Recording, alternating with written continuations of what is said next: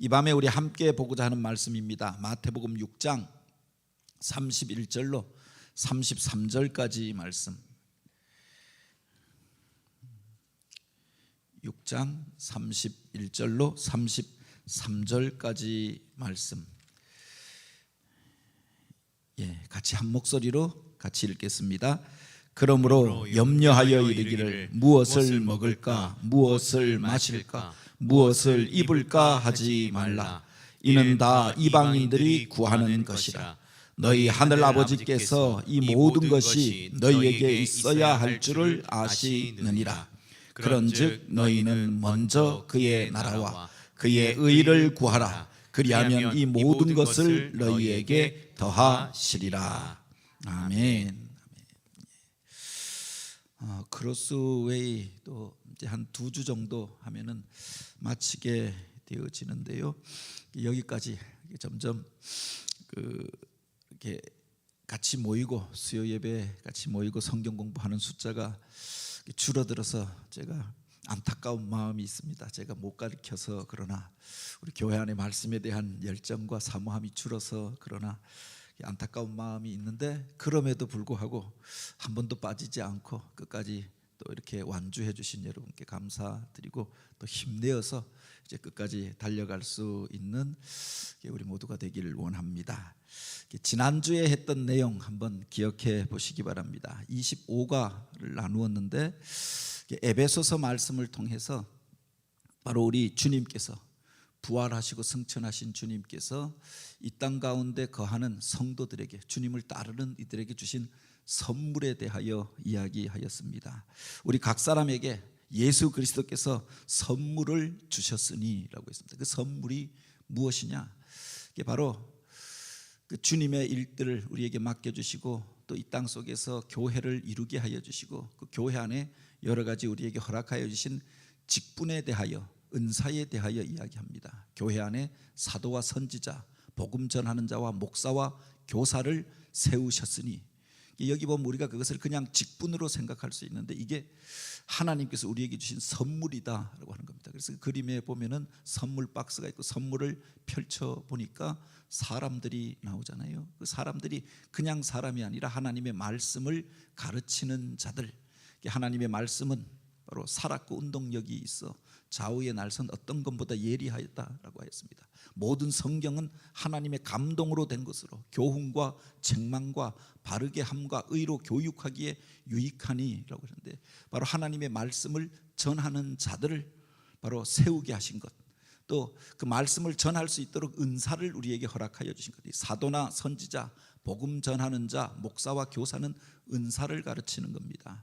어떤 사람에게는 목사의 은사를 주시고 어떤 사람에게는 가르침의 은사, 교사의 은사를 주시고 어떤 이들에게는 예언자의 은사, 바로 선지자의 은사를 주시고 어떤 이들에게는 바로 하나님의 뜻을 펼쳐서 이끌어가는 사도의 또 은사를 허락해 주셨다. 이 은사를 통하여서 주님께서 원하셨던 것이 무엇이냐? 바로 이어지는 4장 12절에 보면 그렇게 말씀하죠. 성도를 온전하게 하여 저들로 봉사의 일들을 하게 하고 그리스도의 몸을 세우려 함이라. 바로 이 땅 가운데 우리에게 직분을 세우고 우리에게 은사를 주신 목적이 무엇이냐? 이것을 통해서 원하시는 것이 3가지가 있는데 앞에 2가지 일들을 통하여 마지막 한 가지, 그리스도의 몸을 세우려 함이라 라고 하였습니다.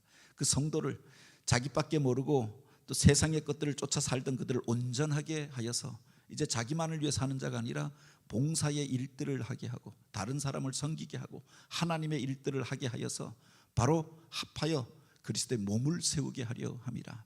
이 땅 속에서 우리가 살아가면서 하늘의 것들을 체험하고 하늘의 능력을 체험하고 그 풍성함을 누리는 비결이 바로 여기에 있다라고 하는 겁니다. 바로 오늘 우리에게 이런 은사를 주셔서 이 은사를 통해서 우리가 온전하게 되어지고 그 속에서 봉사의 일들을 행함으로 그리스도의 몸을 세워가는 것, 그 속에 하늘의 신비가 담겨져 있고 세상을 이기는 원리가 담겨져 있고 풍성한 삶을 누리는 원리가 있다라고 하는 거죠.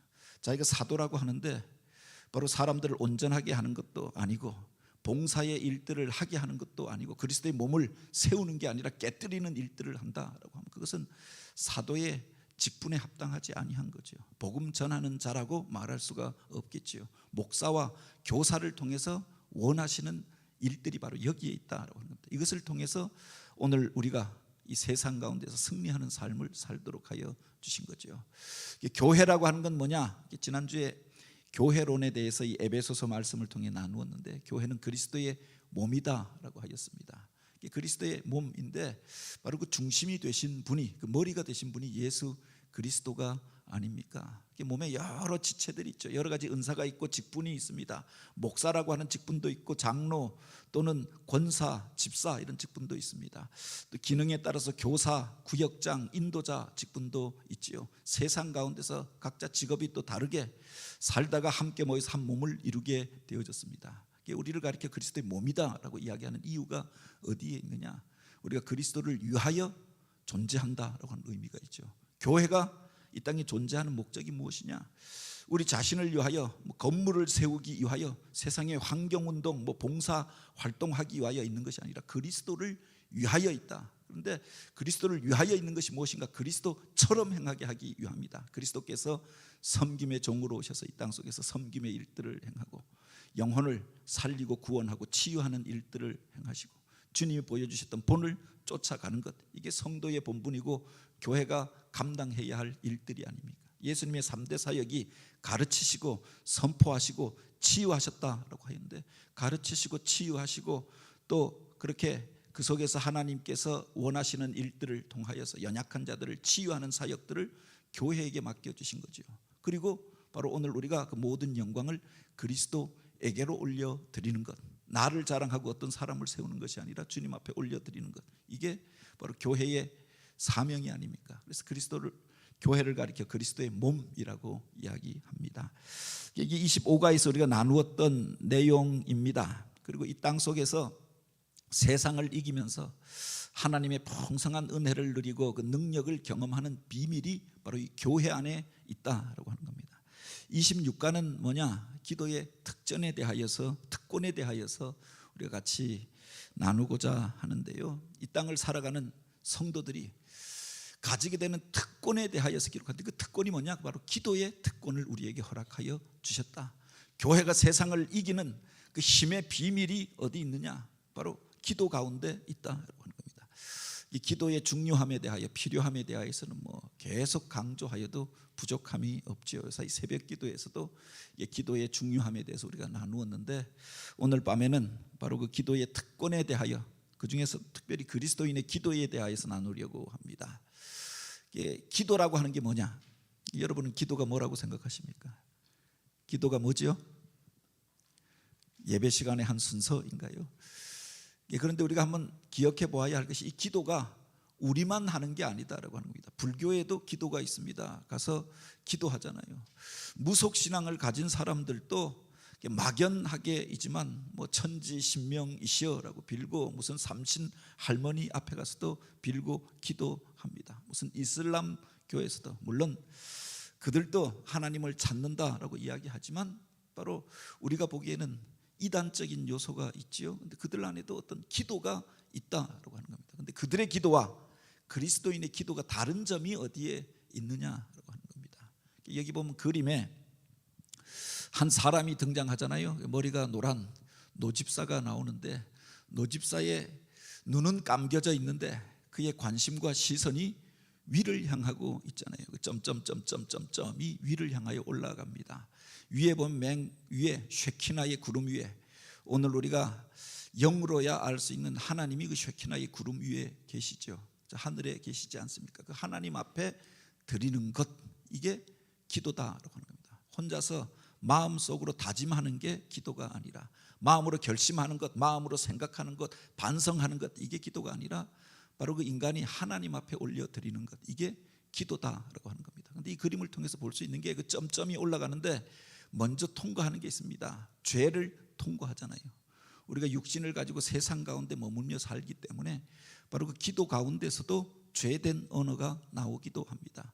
죄된 모습들이 나오기도 하지요. 그래서 우리가 기도한다고 하면서도 이기적인 기도를 드릴 때도 있잖아요. 어떤 때는 마음의 분노에 차서 하나님, 저 사람 하나님께서 저주하시고 심판해 주세요. 내 마음속에 분노를 이기지 못하여서 그렇게 기도하기도 합니다. 어리숙한 어린아이처럼 자기만의 당장에 보이는 것들을 달라고 기도하기도 한다라고 하는 겁니다. 그 기도 속에 죄된 요소들도 포함되어져 있다라고 하는 겁니다. 그럼에도 불구하고 그것이 죄된 것으로 끝나버린다라고 하면 하늘로 올라가지 않죠. 그런데 그것이 그 죄의 요소들, 죄된 언어들을 통과하여서 그 위를 향하여 올라갈 때 바로 그 죄의 표시가 있고 그 위에 보면 예수님의 형상이 있지 않습니까? 이 땅 가운데 오셔서 섬김의 종으로 사셨던 주님, 십자가를 지셨던 주님, 그 주님의 이름으로 우리가 기도하다 보면은 처음의 시작은 내 생각으로 기도했습니다.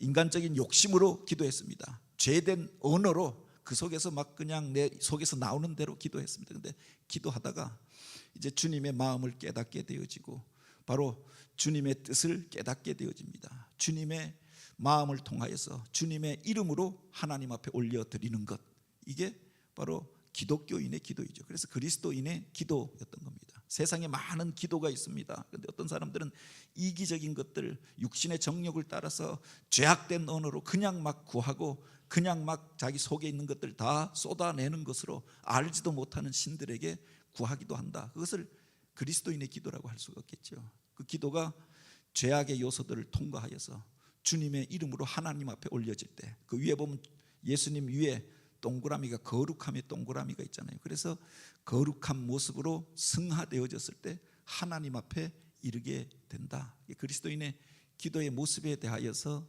그렇게 그려놓은 그림입니다. 이 기도는 단순히 하나님을 향해서만 이야기하는 것이 아니라 하나님과 더불어 이야기하는 것이다 라고 했습니다. 우리가 기도할 때 하나님을 향하여서 하나님 아버지 기도하는데 그것이 단지 하늘을 향하여서 드리는 기도, 우리가 이것을 기독교인의 기도라고 이야기합니다. 막연하게 그냥 말하는 게 아니라 하나님 앞에 드리는 기도가 그리스도인의 기도이죠. 그런데 그 기도는 하나님을 향해서 드리는 기도만이 아니라 하나님과 더불어 이야기하는 것이다. 기도 가운데 또 하나의 요소가 기도를 가리켜서 우리가 영적인 호흡이라고 이야기하고 또한 하나님과의 대화다라고 이야기합니다. 대화라고 하는 것은 일방적으로 막 청구하고 쏟아붓는 게 아니잖아요. 뭐 주세요 뭐 주세요 하고 끝나는 게 아니잖아요. 하나님 앞에 구하였으면 하나님의 뜻을, 하나님의 음성을 듣기를 원하는 거죠.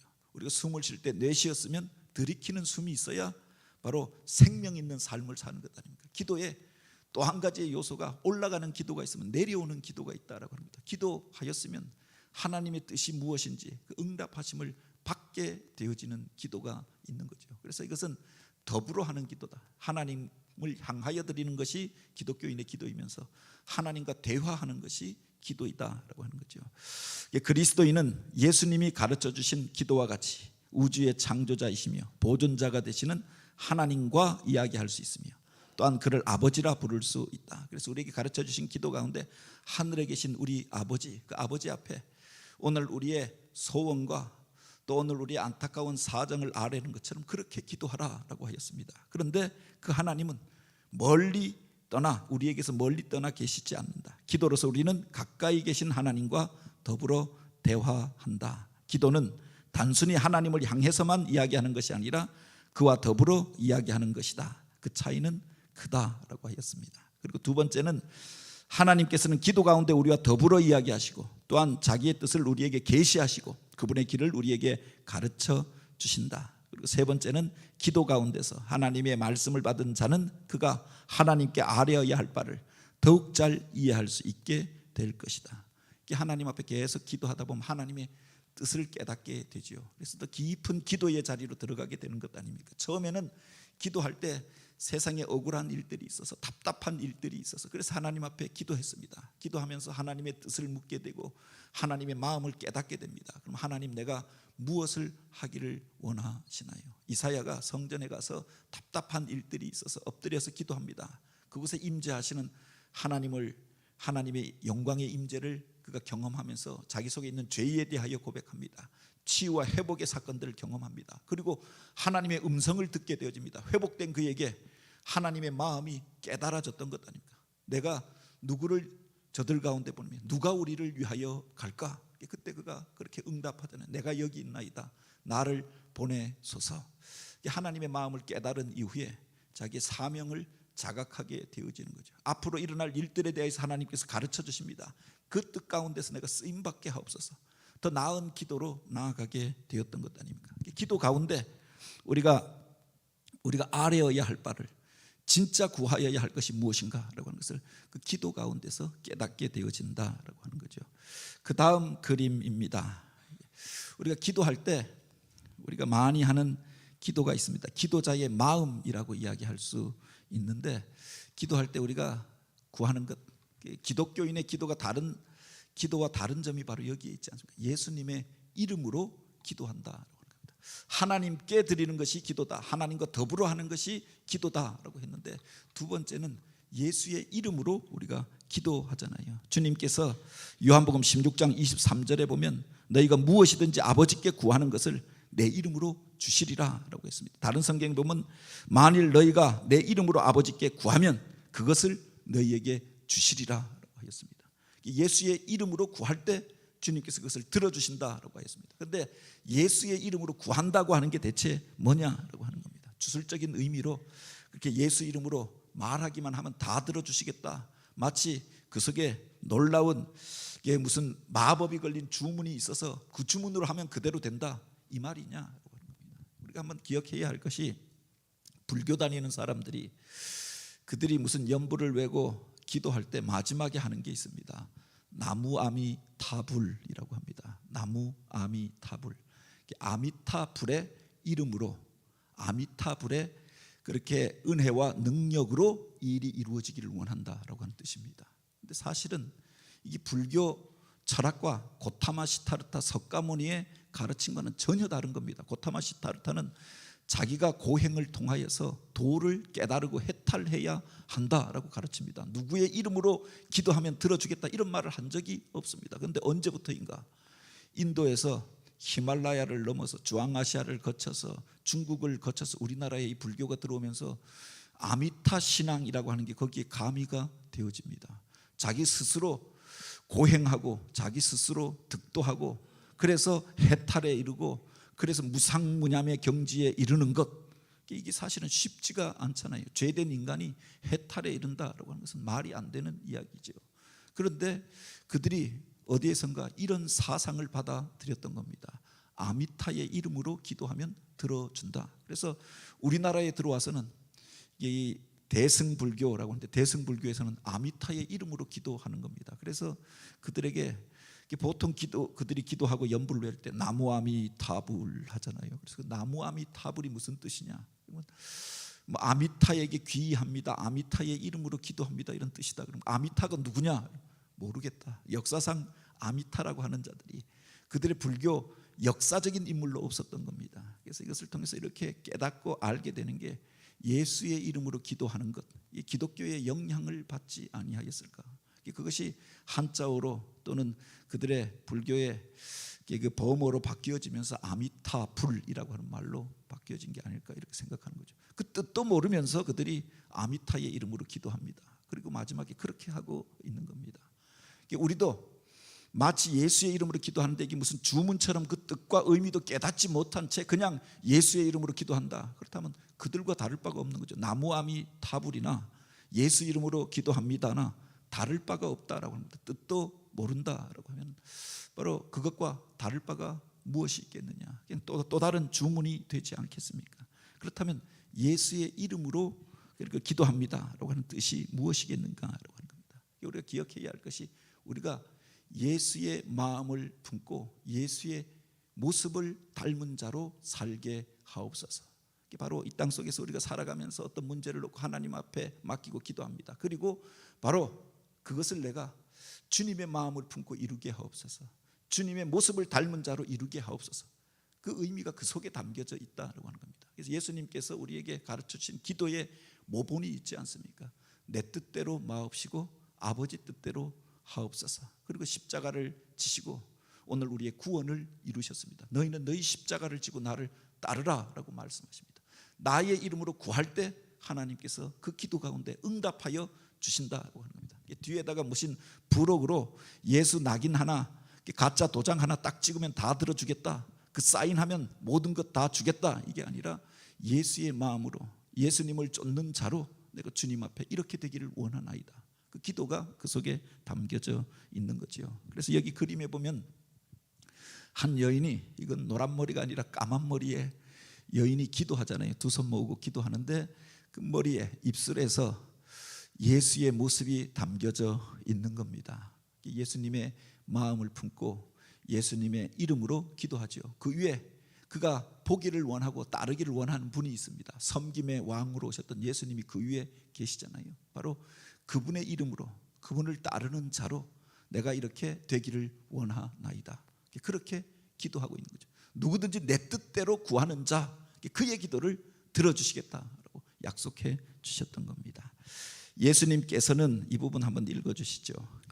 예수님께서는 제자들에게 너희가 무엇이든지 아버지께 구하는 것을 내 이름으로 주시리라 하셨다.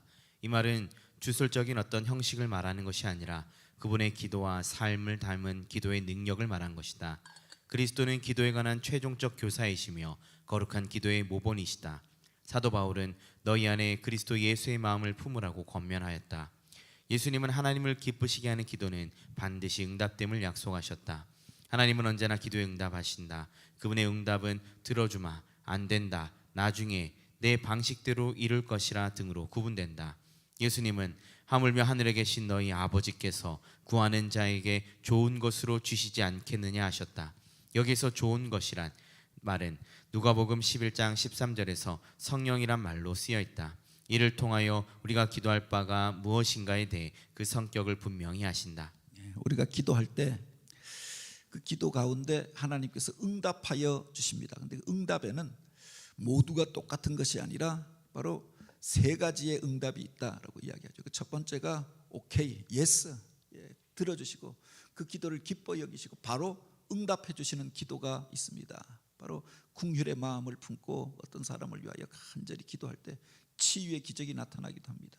우리가 하나님 앞에 참으로 간절히 원하는 그 일들, 하나님의 의와 영광을 구하면서 기도할 때 하나님께서 바로 응답하여 주실 때가 있습니다. 그런데 어떤 기도는 주님께서 거절하시는 기도도 있다. 거절해서 기도를 안 들어주시는 게 아니라 바로 그 기도에 바로 응답을 그렇게 하시는 거죠. 이게 그에게 유익하지 않기 때문에, 이것이 오히려 그에게 그의 신앙생활과 세상에서 복된 삶을 살아가는 것들에 좋은 것이 아니기 때문에, 자식이 부모에게 와서 이것 사달라고 이야기합니다. 다 사주는 게 응답이 아니라 어떤 것은 사주죠. 그 아이가 기뻐하는 모습들을 보기 위해서 원하는 것들을 사주기도 합니다. 어떤 때는 안 돼, 나는 내지는 나중에 들어주겠다라고 이야기할 때 딜레이, 그 응답을 나중으로 지연시킬 때가 있죠. 내가 중학교 들어가면 사줄게, 내가 고등학교 졸업하면 사줄게, 내가 그때 그걸 사줄게, 나중으로 연기할 때가 있다. 더 성숙한 이후에 그것을 잘 감당할 수 있을 때 들어주겠다, 연기할 때도 있는 거죠. 바로 응답하는 것만 응답이 아니라 주님께서 거절하시는 것도 응답이고 나중에 이루어 주겠다 약속하시는 것도 응답이다. 어떤 경우에는 바꾸어서 주실 때도 있습니다. 더 좋은 것들로 주실 때 바꾸어 주시잖아요. 사실 제 자신의 이렇게 진로를 생각해 봐도 하나님 앞에 진로의 문제를 놓고 대학 갈 때부터 시간으로 따지면 아주 옛날이죠. 근데 어디 가기를 원합니다 했는데 그대로 되어진 게 아닙니다. 근데 나중에 보면 더 좋은데, 내가 꿈꾸고 생각했던 것보다 더 좋은 자리로 인도해 주셨다. 제가 개봉교회 가게 해달라 그렇게 기도한 적은 한 번도 없습니다. 그런데 나중에 와서 보니까 하나님께서 좋은 곳으로 인도해 주신 겁니다. 좋은 사람들을 만나게 해 주신 겁니다. 내 계획보다 하나님의 계획하심이 훨씬 더 깊으시고 또 나를 더 잘 아시는 주님께서 나에게 맞는 것들로 응답해 주시더라라고 합니다. 우리 자녀들을 보면서도 그 이야기들을 자주 합니다. 자기들이 대학 가기 전에 원서를 쓰고, 처음에 어떤 곳에서 요사이든 아이들이 원서를 6개씩 쓰잖아요. 수시 6개 쓰고 정시 또 3개 씁니다. 따지면 원서를 9개씩 써요. 그런데 수시에 합격하면 정시 쓸 일이 없지만 6개 썼는데 떨어지고 먼저 소식이 오면 낙심합니다. 좌절합니다. 그것 때문에 마음 상해합니다. 내가 이것밖에 안 되나, 3년 동안 열심히 공부했는데. 그런데 하나님께서 더 좋은 것으로 주시려고 그러는가 보다, 그렇게 격려하죠. 그런데 나중에 보면 하나님께서 그렇게 더 좋게 인도해 주신 것들을 자기들이 경험하면서 하나님이 진짜 나를 돕고 계시구나, 나의 기도를 듣고 계시구나, 이런 것들을 고백하고 깨닫게 하여 주시는 겁니다. 인생의 길을 걸어갈 때 우리가 그 길을 다 알지 못하기 때문에 바로 그 중간에 낙심할 때도 있죠. 내가 이렇게 기도했는데 왜 하나님께서 들어주지 아니하실까? 근데 하나님께서 때때로 더 좋은 것들로 바꾸어 주실 때도 있더라라고 하는 겁니다. 여기 보면은 하늘에 계신 너희 아버지께서 바로 너희 기도 가운데 구하는 자에게 좋은 것으로 주시지 않겠느냐. 하늘에 이 땅에 있는 아버지들도 자녀가 뭐 달라라고 하면 걔가 원하는 정도가 아니라 더 좋은 것들을 주기를 원하는 게 부모의 마음이잖아요. 더 좋은 것들을 우리에게 주신다. 그런데 그 좋은 게 뭐냐? 누가복음에 보면은 바로 구하는 자에게 성령을 선물로 주시지 않겠느냐라고 하였습니다. 성령이라고 하는 것은 하나님의 영, 하나님의 능력, 하나님의 은사, 하나님의 지혜, 이 모든 걸 다 포함하는 것 아닙니까? 하나님의 원하시는 일들을 깨닫게 하고 하나님이 우리에게 맡겨주신 사역들을 감당하게 하고 험한 세상을 이기게 하는 능력이 성령 안에 있는 거죠. 구하는 자에게 좋은 것을 주시지 않겠느냐, 구하는 자에게 성령을 주시지 않겠느냐. 복음서마다 다르게 번역은 해 놓았는데 그 속에 주님께서 우리에게 주시길 원하시는 것이 무엇인가에 대하여서 기록하여 놓고 있는 것 아닙니까? 그 뒤에 보면은 우리의 사령관 되신 하나님에 대한 그림을 그려 놓았습니다. 그래서 우리가 하나님 앞에 예수의 이름으로 기도한다는 건 무엇이냐? 너희 안에 이 마음을 품으라 곧 그리스도 예수의 마음이니. 우리에게 주셨던 마음이 예수의 이름으로 구하는 것, 이건 예수의 마음을 품고 구하는 것, 이것을 의미한다라고 하는 말이고요. 다음 장에 보면 우리의 사령관 되신 하나님입니다. 기도의 원리에 대하여 가르치시는 말씀인데 밑에 보면은 기도하고 있잖아요. 예수님의 이름으로 그가 기도하고 있습니다. 그 위에 보면 하나님의 표시가 있고 하나님께서 우리에게 좋은 것들을 공급해 주십니다. 거기 보면 일용할 양식을 허락하여 주신다. 그래서 그 밑에 보면 그 양식이 이렇게 그 접시가 이렇게 기록되어져 있잖아요. 근데 우리가 기억해야 할 것이 우리가 살아가는 삶의 현장 가운데 영적인 싸움이 있지 않습니까? 그 속에서 하나님의 뜻을 따라 순종하며 행하는 자에게 우리 인생의 사령관 되신 그분께서 필요한 것들을 공급해 주시지 않겠느냐고 하는 겁니다. 요새 새로 나오는 드라마 가운데 고려 거란 전쟁이라고 하는 드라마가 나옵니다. 그래서 처음 나오는 거 토요일 날 나오고 뭐 이래서 못 봤는데 월요일 날 이렇게 보면은 그래서 다시금 고려 시대에 있었던 전쟁들을 기억하게 되죠. 거란이라고 하는 나라가 당시에 세계사 만주와 중국 북방 지역을 다 장악하고 가장 강력한 군대가 되어져서 그 중국을 제압하고 그리고 우리나라를 침범합니다. 근데 3번에 걸쳐서 침범했는데 그들이 이 나라를 다 집어삼키지 못하고 결국 쫓겨가고 제3차 전쟁이 바로 우리가 아는 귀주 대첩입니다. 고려시대 때 전쟁에 대해서 우리가 잘 알려져 있지 않는데 그들이 내려왔다가 20만이 내려왔다가 완전히 패퇴하고 살아서 돌아간 자들이 1000명이 넘지 못하였다. 그리고 강력하던 거란이라고 하는 나라, 요 나라가 바로 고려와의 전쟁에서 패한 이후에 멸망해 버렸다고 하는 겁니다. 이게 전부가 아니라 사실은 그 이전 시대 고구려 시대에도 그런 일이 있었잖아요. 당대에 중국을 최초로 통일하고 강력한 그렇게 군주제를 중앙 집권 정치를 했던 수나라가 이 땅을 2번에 걸쳐서 침범합니다. 2번 다 실패하고 이른바 살수대첩에서 다 패퇴하고 몇천 명 남지 않고 돌아가게 되어지잖아요. 그 다음에 당나라가 다시금 고구려를 치기 위하여서 당태종이 2번에 걸쳐서 쳐들어옵니다. 왔다가 또 패하고 자기 자신도 부상을 입고 돌아가서 화병으로 죽게 되어지죠. 중국의 수많은 거대한 나라들이 이 나라에 왔다가 이 한반도에 침범해 왔다가 와서 승리하지 못하고 돌아가고 결국은 멸망하게 되어졌습니다. 그리고 우리나라에 남은 말이 있습니다. 그게 바로 당나라 군사가타라고 이야기하는 거죠. 이게 뭔 말이냐라고 하면 그들이 내려와서 왜 패하게 되어졌느냐. 내려왔다가 고구려 거란 전쟁에서 강강찬 장군이 하였던 일이 있습니다. 그들과 정면으로 부딪히는 것이 아니라 바로 그들을 향하여 깊숙하게 내려오게 합니다. 그리고 그들이 먹을 수 있는 양식들을 다 불태워버린 청야 작전이라고 해서 양식들을 다 비워버린 겁니다. 한반도에 내려오면 그들이 양식을 갖고 오는 게 아니라 이 땅에 와서 먹을 것들을 구하고 약탈해서 계속해서 전쟁을 할 수 있는 힘을 얻었는데 내려오는데 들판에 가도 곡식이 없는 겁니다. 집을 마을을 쳐들어가는데 사람들이 없는 겁니다. 빼앗아 먹을 양식이 없습니다. 그러니까 굶고 또 내려오고 또 내려오고 또 내려오고 계속 피하여서 전쟁을 지연하다가 저들이 지치고 배고프고 힘없고, 그때 이제 마지막 일격을 가하여서 바로 거란의 군대를 완전히 퇴출해 버리는 거죠. 수십만이 내려왔다가 몇천 명이 살지 못해서 돌아갔던 겁니다. 당나라와의 전쟁도 그러했고 바로 수나라와의 전쟁도 그러했다라고 합니다. 그래서 그 이후로 함부로 한반도에 그들이 내려오지 못하는 겁니다. 그런데 유능한 사령관은 뭐냐? 군인을 가면서 그곳에 가서 너희가 알아서 먹어라, 이게 아니라 보급선이 확보되어져야 하는 겁니다.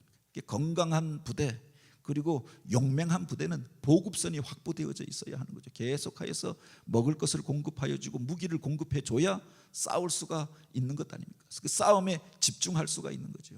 우리가 영적 싸움이 심한 이 세상 가운데서 당신의 백성들에게 사명을 맡겨 주셨습니다. 우리의 사령관 대신, 선한 사령관 대신, 지혜로운 전능하신 우리의 사령관 대신 그분이 우리에게 먹을 것을 주시지 않겠느냐, 일용할 것들을 공급해 주시지 않겠느냐라고 합니다. 우리가 당나라 군대가 아니라라고 하면, 거란의 군대가 아니라라고 하면, 거란은 가서 알아서 약탈해서 먹으라라고 그렇게 보냈던 겁니다. 그러니 나중에 와서 보급선이 끊겨져 버리고 먹을 것이 없으니 그야말로 세상에서 지리멸렬하여서 패퇴하여서 돌아갈 수밖에 없었던 거죠. 그런데 하나님께서 우리에게 바로 사명을 맡겨주시고 필요한 것들을 공급해 주시지 않겠느냐. 바로 마태복음 6장에 나오는 말씀이 바로 이것이 아닙니까? 제자들에게 세상에 나가서 사명을 맡겨주십니다. 그리고 그들을 향하여 너희가 육신을 위하여 무엇을 먹을까, 무엇을 마실까, 또 무엇을 입을까 염려하지 말라. 저 하늘의 새들을 보라, 땅의 백합화를 보라. 저들이 염려하지 않고 걱정하지 않는다. 하나님께서 저들을 입히시고 먹이시지 않느냐. 너희는 먼저 그 나라와 그 의를 구하라. 그리하면 이 모든 것을 너희에게 더하여 주시리라. 하나님 앞에 우선의 가치를 두고 하나님이 원하시고 기뻐하시는 일들을 행하는 그 사람들에게 필요한 것 하나님께서 책임져 주시겠다라는 약속이 그 속에 담겨져 있는 거죠. 바로 이 말씀 한번 읽어보시겠습니다. 군인이 전쟁터에 나아갈 때에 효과적으로 그 일을 감당케 하기 위해 사령관은 그를 지원하고 보급품을 공급할 책임을 가지게 된다. 그리스도인은 사단의 권세와 맞서 싸우는 자로 부름을 받았다. 그 전투는 돌발적인 것이 아니고 항구적이고 우리의 사령관이 되신 하나님은 우리를 위해 효과적으로 전투하는 데 필요한 모든 것을 마련해 주실 것이다. 우리는 그리스도의 강하신 능력과 종 되신 왕의 지원을 힘입어 사탄과 접전하는 것이다. 예수님은 아버지께서 우리가 필요로 하는 모든 것에 대해 다 알고 계시며 그 필요한 것을 공급해 주신다고 말씀하신다. 그러나 우리가 필요하다고 생각하는 것이나 우리 주변에서 꼭 가져야 한다고 하는 것은 주시지 않을 수도 있다. 이 차이는 크다. 그러므로 염려하여 이르기를 무엇을 먹을까, 무엇을 마실까, 무엇을 입을까 하지 말라. 이는 다 이방인들이 구하는 것이라. 너희 천부께서 이 모든 것이 너희에게 있어야 할 줄을 아시느니라. 너희는 먼저 그 나라와 그의 의를 구하라. 그리하면 이 모든 것을 너희에게 더하시리라. 아멘. 우리가 이 땅 속에서 하나님의 은혜와 하나님의 공급하시는 능력을 경험하는 비결이 바로 여기에 있다라고 하는 겁니다. 하나님께서 맡겨주신 사명 감당하고 하나님의 뜻을 구하며 살아갈 때 하나님께서 그 사람의 삶을, 가정을, 기업을 책임져 주신다. 좋은 나라와 나쁜 나라의 차이가 바로 여기에 있는 거죠. 무슨 미국이라고 하는 나라에서 과거에 라이언 일병 구하기 있었습니다. 그가 바로 전장에서 나라의 명령을 받고 나가 싸우다가 혼자 낙오되어졌습니다. 어떻게든 자기 나라의 그 군사를 그 단 한 명을 구하여 내기 위하여서 군대를 파견하잖아요. 그 전쟁터에서 그렇게 나라를 위해 싸우다가 죽어간 사람들, 그 나라가 그 가족들을 책임져 주고 그 사람의 명예를 지켜주잖아요. 이게 좋은 나라가 아닙니까? 가서 싸울 때 그에게 필요한 것들을 다 공급해 주십니다. 가장 좋은 것들로 공급해 주잖아요. 그리고 그의 생명을, 그의 명예를 지켜준다라고 하는 겁니다. 나쁜 나라는 뭐냐? 전쟁터에 보내놓고 책임져 주지 않는 겁니다. 싸우라라고 하고 그 사람의 싸울 수 있는 힘과 에너지를 공급해 주지 않는 겁니다. 알아서 싸우라라고 이야기하는 거죠. 죽었는데 나라를 위하여 헌신했는데 아무런 보상도 없고 그렇게 그에 대하여서 어떤 명예나 어떤 아름다운 것들도 주어지지 않는다. 누가 그 나라를 위해서 싸우겠느냐? 하나님의 나라를 위하여 하나님께서 우리에게 사명 주셨을 때 우리가 그것들을 감당하게 되어지는 거죠. 우리가 기억해야 할 것이 우리가 먹는 것, 마시는 것, 사실은 내가 다 만들어서 먹는 게 아니잖아요. 저녁 때에도 집에 들어가서 저녁 식사를 하고 나왔습니다만 우리가 먹는 그 밥이라고 하는 것 또는 빵이라고 하는 것 내가 다 만든 게 아니잖아요. 어디서 만들었는지 모르지만 누가 만들었는지 모르지만 농부들이 수고해서 무슨 호남 평야에서 이천 여주에서 또는 철원에서 누군가가 농사 지은 것 아닙니까? 그들이 씨앗을 심었고 그런데 그 씨앗도 그 농부들이 만든 것도 아닙니다. 그들이 사실은 발견한 거죠. 여러 가지 씨앗들이 있는데 그 씨앗들 가운데 이것을 먹으니까 영양도 되고 힘이 있더라. 그래서 그것을 심기 시작하고 그것을 가꾸기 시작하였던 것 아닙니까? 그냥 농부가 심는다고 농사가 되어지는 게 아니잖아요. 적당한 햇빛이 있어야 하고 바람이 불어와야 하고 물이 있어야 하고 또 기온도 지켜주셔야 합니다. 그래야 자라잖아요. 그 열매를 갈고 빻고 또 유통의 과정을 통하여서 우리한테 오게 되어지는 거죠. 그 과정을 우리가 다 알지 못하지만 바로 그 모든 것들이 합력하여서 우리에게 이르게 되어지는 거지요. 이것처럼 세상 속에서 내가 다 준비하여서 다 먹고 마시는 게 아니다라고 합니다. 그것을 얻기 위하여 돈을 벌고 일하는 것도 그렇잖아요. 내가 다 계획하고 내가 다 힘쓰고 애써서 그것을 이루는 것들이 아니다라고 하는 겁니다. 생각해 보면 그 모든 것 속에 하나님의 은혜의 요소들이 다 개입되어져 있는 거죠. 농사 하나만 보아도 우리가 먹는 것 하나만 보아도 그렇잖아요. 누가 만든 건지 다 알지 못하고 유통 과정을 다 이해하지 못하고 그 모든 것들을 내가 다 한 것이 아니지만 바로 그것이 공급되어져서 나에게 와서 나에게 힘이 되고 에너지가 되고 기쁨이 되어지는 것 아닙니까? 우리가 누리고 있는 그 좋은 것들이 바로 이와 같은 은혜의 요소들을 통하여 하나님의 은혜로 우리 가운데 온 줄 믿으시기 바랍니다. 그 속에서 그 풍성함을 누리는 원리가 어디 있느냐? 하나님이 기뻐하시는 그 일들을 행하는 그에게 하나님께서 좋은 것으로 주시지 않겠느냐라고 했던 거죠. 그래서 우리를 향하여서 그것 때문에 염려하고 걱정하며 살지 말라. 사람들이 세상 살면서 염려하고 걱정하면서 보험도 만들고 또 노후 자금도 준비하고 재산도 쌓고 하는데 그것이 나의 미래에 대해서 보장해 줄 수 있느냐라고 하는 겁니다. 하나님을 의지하고 하나님 앞에 맡긴 자들 그들을 하나님께서 책임져 주시는 줄 믿으시기 바랍니다. 기독교인의 그 기도의 본이 되어지는 기도가 바로 그 주기도문입니다. 그 마지막 그림은 주기도문에 대해서 가르치고 있는 내용인데요. 우리가 살아가는 이 삶을 가리켜서 영적인 전쟁터라고 이야기합니다. 우리가 살아가는 현장 속에 이런 영적 싸움들이 있잖아요. 위에 보면은 위에 두 손을 들고 있는 예수님의 모습, 부활하시고 승천하신 주님의 모습이 있고 그 주님의 뜻을 쫓아서 또 우리가 성령께서 우리 가운데 임재하시고 말씀을 따라 행하는 자의 삶, 그것이 바로 성도의 삶이죠. 그 밑에 보면은 그 화살표가 있지 않습니까? 무릎을 꿇고 있는 성도의 모습이 있습니다. 섬기며 살아가는 성도의 모습이 있습니다. 그 위에 하나님이 계시고 하나님이 왕관을 쓰고 계십니다. 하나님이 우리의 왕이시고 주관자가 되시고 하나님께서 우리의 주인이 되신다라고 하는 고백이 그 속에 담겨져 있죠. 그러면서 우리가 기도할 때 바로 하나님 예수의 이름으로 성령 안에서 말씀을 쫓아서 기도합니다. 이것을 가리켜 하나님의 나라, 하나님 나라 백성의 기도라고 이야기합니다. 근데 그 밑에 있는 것을 보면은 똑같은 나라가 있는데 세상의 나라가 그려져 있습니다. 근데 그 위에 배후에 보면은 사단의 표시가 있잖아요. 이게 사단의 나라, 세상 나라라고 이야기하죠. 그런데 세상 나라 이면에 뭐가 있느냐? 마귀 사단의 권세가 담겨져 있다라고 하는 겁니다. 세상의 여러 권력자들이 힘을 추구합니다. 그리고 권세를 추구하고 또 이익을 추구하고 쾌락을 추구합니다. 어떤 사람이 그렇게 이야기합니다.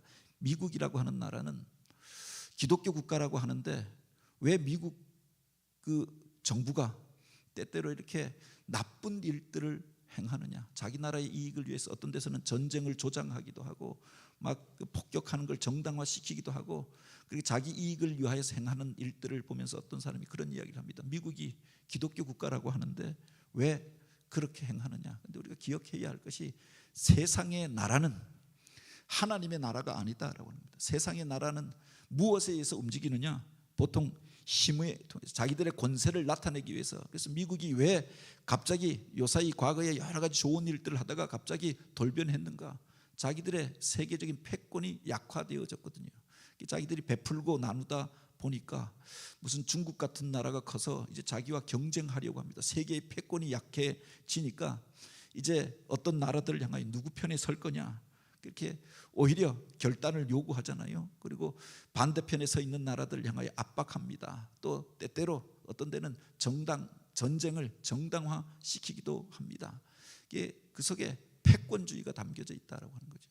뿐만 아니라 세상의 나라 가운데는 자기 지위라고 하는 것은 권력이라고도 이야기할 수 있을 것입니다. 높은 자리에 올라가기 위하여 암투가 벌어지잖아요. 미국이라고 하는 나라 안에도 기독교 국가라고 하지만 바로 정당 간의 갈등이 있고 같은 기독교인이라고 하는데 서로 간에 암투와 싸움이 있지 않습니까? 뿐만 아니라 자기 이익을 위하여서 이해가 안 되는 것이 총기 사고가 계속하여서 일어나는데 왜 국가에서 총기를 규제하지 아니할까? 왜 어떤 주에서는 마약을 합법화 시켰을까? 근데 그 속에 이해관계가 얽혀져 있는 겁니다. 총기 업자들이 그것 때문에 막대한 이익을 얻었는데 그것을 포기할 수가 없는 겁니다. 로비하여서 정작 국민 여론들은 이것을 없애자라고 하는데 국회에서 이것을 통과시키지 않는 겁니다. 이미 로비가 작용하고 있는 거지요. 미국의 이익을 대변하는 군수업자들, 그들의 입김이 국회나 정책에 반영되어지고 있다라고 하는 겁니다. 뿐만 아니라 그 속에 쾌락주의적인 요소들이 있잖아요. 세상의 나라가 추구하는 것들이 어디에 있느냐? 우리가 기억해야 할 것이 이 땅에 속한 나라들은 하나님의 나라가 아니다라고 하는 겁니다. 세상에 조금 더 기독교적인 사상을 가진 이들이 지도자가 되기도 하죠. 그래서 기독교적으로 바꾸어 보려고 노력하기도 합니다. 그런데 그런 사람들은 인기가 없는 겁니다. 미국에서 가장 인기가 없었던 대통령이 누구냐? 지미 카터 대통령입니다.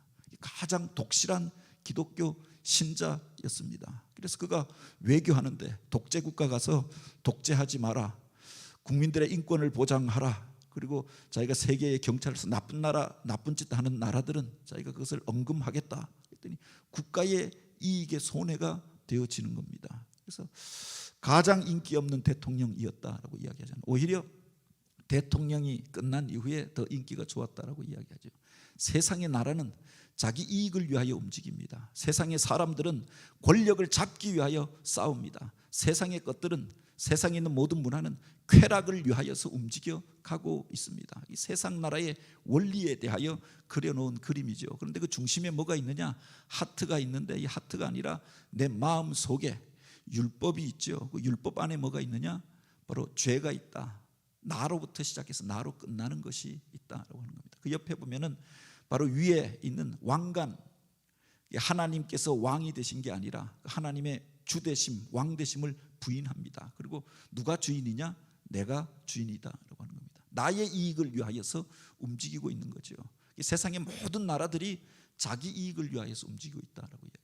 세상을 살아가는 많은 사람들이 자기 이익을 위하여 움직입니다. 그래서 어떤 사람들 보면 신앙이 좋은 것 같은데 투표할 때 보면 어느 정권에서 내가 손해봤다라고 하면 그 정권이 맞느냐 틀리냐, 그 정책이 선하냐 또는 악하냐, 이게 아니라 내 이익에 반하는 정책에 대해서는 분노하잖아요. 많은 사람들이 선택하는 기준이 뭐냐? 나에게 이익이 되느냐, 이익이 되지 않느냐. 이게 기준이 되어졌다고 하는 겁니다. 이게 세상 국가를 움직이는 원리가 되어져 있는 거죠. 저 위에 하나님께서 다스리시고 하나님의 주권과 또 왕되심에 대하여 인정하지 않는 사상, 이게 세상 나라의 법칙이고 그 이면에 마귀 사단이 있다라고 하는 겁니다. 그런데 주님께서 이 땅을 살아가는 성도들에게, 이 땅에서 살면서 영적 싸움의 현장에 거하는 그들에게 너희가 이렇게 기도하라라고 가르쳐 주셨던 거죠. 그게 바로 주기도문이다라고 하는 겁니다. 먼저 이 하나님 나라, 이것을 한번 읽어 주시죠. 하나님의 나라는 적인 어떤 것이 아니다. 그것은 사람들의 생활 가운데 존재한다. 부활하신 주님께서는 그의 성령을 통하여 우리들 가운데 거하신다. 그는 성경을 통하여 그를 믿는 신앙을 창조하시며 또한 우리로 하여금 하나님의 뜻을 깨닫고 그것을 실천하도록 인도하신다. 하나님 나라의 시민 신분을 가진 우리는 왕이신 하나님의 지배하에 살고 있으며 그리스도 안에서 그를 즐거워하며 또한 예수님의 종된 삶을 따르려고 노력하는 것이다. 예, 하나님 나라 백성의 기도가 주기도문입니다. 그런데 그 하나님 나라는 뭐냐? 죽어서 가는 나라가 아니라 주님께서 하나님 나라에 대하여 말씀하셨죠. 하나님의 나라는 여기 있다 저기 있다 못하리니 하나님 나라는 너희 가운데 있느니라. 우리 안에서부터 그 하나님 나라가 시작되어짐을 말씀하십니다. 내가 하나님의 능력으로 이 일을 행하는 것이면 하나님 나라가 이미 시작되었느니라. 이미 너희들 가운데서 시작되었다라고 선언하십니다. 사도 바울은 또 그렇게 이야기합니다. 하나님의 나라는 먹는 것과 마시는 것이 아니요 바로 하나님 안에서 의와 희락과 화평이라라고 이야기하였습니다. 하나님 안에 거하면서 하나님의 뜻을 구하고 하나님이 주시는 기쁨을 누리면서 그 평화의 자리 가운데 거하는 것, 이게 하나님 나라의 모습이다라고 하는 거죠. 우리가 기도하는 내용도 하나님 나라의 백성이 구하여야 할 기도가 바로 여기에 있다라고 하는 겁니다. 사탄의 나라가 구하는 것, 자기 자신의 이익을 위하여, 자기의 권력을 위하여, 자기의 쾌락을 위하여, 자기 자랑을 위하여서 사는 삶, 이게 바로 세상을 움직이는 논리이고 바로 그 이면에 공중 권세를 잡고 있는 세상을 움직이는 마귀 사단의 그렇게 통치력이 담겨져 있는 거죠. 만약 우리가 그런 기도를 드리고 있다면 주님의 뜻을 넘어서 있는 것 아닙니까? 주님께서 우리에게 가르쳐 주신 기도, 이걸 우리가 같이 한번 읽어보기를 원합니다. 그 속에 그리스도인의 전투 중에 외침이라고 제목이 붙여져 있는데, 이 영적 싸움이 심한 세상 속에서 우리가 드려야 할 기도가 무엇인가? 주님께서 우리에게 가르쳐 주신 내용이 주기도문이죠. 같이 한번 읽어보시겠습니다. 하늘에 계신 우리 아버지, 아버지의 이름을 거룩하게 하시며 아버지의 나라가 오게 하시며 아버지의 뜻이 하늘에서와 같이 땅에서도 이루어지게 하소서. 오늘 우리에게 일용할 양식을 주시고 우리가 우리에게 잘못한 사람을 용서하여 준 것 같이 우리 죄를 용서하여 주시고 우리를 시험에 빠지지 않게 하시고 악에서 구하소서. 나라와 권능과 영광이 영원히 아버지의 것입니다. 아멘. 여기 보면 기도의 대상이 나와 있잖아요. 바로 우리 아버지, 하늘에 계신 우리 아버지에게 드리는 기도, 그게 바로 주기도문의 중요한 전제입니다. 그런데 그 하나님은 나만의 아버지가 아니라 우리들의 아버지가 되신다라고 하는 거죠. 그 기도가 나의 명예를 위하여서 나의 성취를 위하여 기도하는 것이 아니라 아버지의 이름을 거룩하게 하시며 아버지의 나라가 오게 하시며 하나님의 다스림이 우리 삶 속에서 나타나기를 구하면서 기도하라, 그렇게 가르쳐 주셨던 것 아닙니까? 아버지의 뜻이 하늘에서와 같이 땅에서도 이루어지게 하옵소서. 내 생각대로 내 뜻대로 그렇게 이루어지게 하옵소서가 아니라 바로 아버지의 뜻이, 하나님의 뜻이 이루어지게 하옵소서. 그 뜻이라고 하는 말이 기록된 언어는 로고스입니다. 하나님의 말씀이 이루어지게 하옵소서 기도하는 거지요. 오늘 우리에게 일용할 양식을 주시고 우리에게 필요한 것들에 대하여 구합니다. 그런데 이 기도가 나만의 물질적 필요를 구하는 것이 아니라 우리들의 일용할 양식을 구한다라고 하는 겁니다. 우리에게 잘못한 사람을 용서하여 준 것 같이 인간의 행위가 기준이 되는 것이 아니라 바로 그 속에 우리의 책임이 담겨져 있는 거죠. 서로를 용납하고 용서할 수 있는 마음을 우리에게 허락하여 달라, 그런 공동체를 이루게 하여 달라라고 기도하는 것 아닙니까? 우리를 시험에 빠지지 않게 하시고 악에서 구하소서. 하나님이 주시는 그런 시험 연단이 아니라 세상의 유혹 가운데 빠지지 않도록 내 마음을 지켜주시고 내 믿음을 지켜달라라고 기도하는 것 아닙니까? 과거의 성경에 보면 이 나라와 권능과 영광 앞에 대개 나라와 권세와 영광이라고 하는데, 이 대개라고 하는 말이 무슨 뜻인가? 왜 요사이 번역에서는 이 대개가 빠졌는가 보니까 이 대개라고 하는 말이 왜냐하면이라고 하는 뜻인데 원래 원어에는 없고 우리가 말할 때 접속사로 그 이전에 사용하던 말인데 우리가 사용하지 않는 말이기 때문에 빼버렸다라고 이야기하지요. 그리고 맨 마지막에 아멘으로 끝납니다. 원어에는 주님이 가르쳐 주신 기도에는 이 아멘이 없습니다. 이건 바로 그 속에 그 기도에 대한 회중의 응답을 가르칠 때 아멘이라고 하는 말을 쓰죠. 우리가 기도할 때 나도 그렇게 생각합니다, 진실로 그렇게 되기를 원합니다, 마지막에 응답하면서 아멘이라고 하는 말을 받기 때문에 나중에 기록하였다라고 하는 겁니다. 왜 이 주기도문에는 예수님의 이름이 없을까? 왜 없다고 생각하십니까?